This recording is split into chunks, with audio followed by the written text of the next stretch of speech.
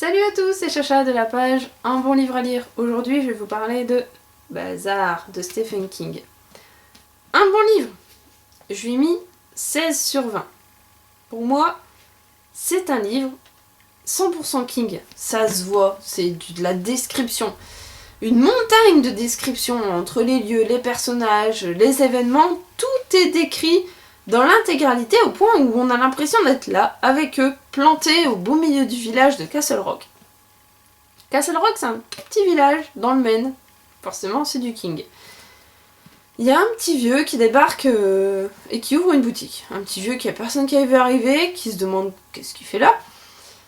C'est une boutique, un petit bazar où il y a toujours l'objet convoité par quelqu'un, un objet qu'ils ont rêvé et qui est hors de prix. Ils peuvent pas se le payer. En échange, ils leur donnent un peu d'argent et ils font une blague. Ils acceptent de faire une blague à quelqu'un du village.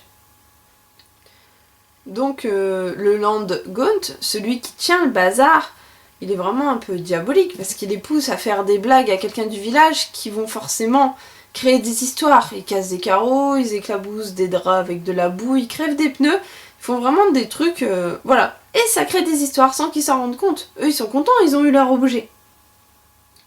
Et l'histoire évolue. Et il nous faut 400 pages avant d'arriver enfin à la première action, la première bagarre vraiment sanglante, une bagarre de King, quelque chose qu'on adore.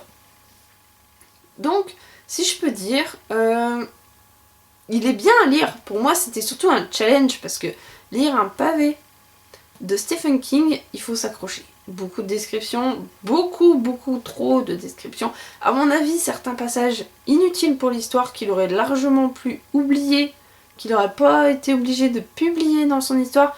Ça en rajoute, ça fait que ça traîne en longueur et très franchement, j'ai mis 2 semaines et demie pour le lire parce que je traînais à ouvrir le livre. Trop de descriptions, le début, ça m'a complètement tuée, j'avais pas envie de le lire. Et je me suis motivée parce que les avis que j'avais reçus étaient bons, parce que c'est vrai que une fois arrivé à la première moitié, ça se déroule, ça donne envie de continuer, de savoir ce qui va se passer finalement. Donc on s'accroche et on a raison de s'accrocher.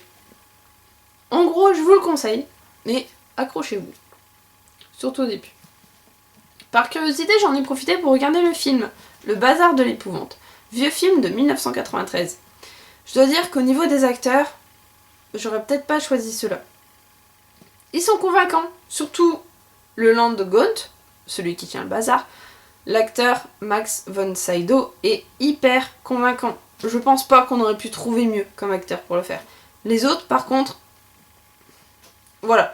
Après, c'est une adaptation. Ça colle au film, ça colle au livre, dans le sens où l'histoire est la même, mais il y a énormément de petites choses qui changent et qui, à mon avis, cassent vraiment le côté King qu'on aurait dû avoir. C'est un peu dommage, pour moi le film il est loin du livre.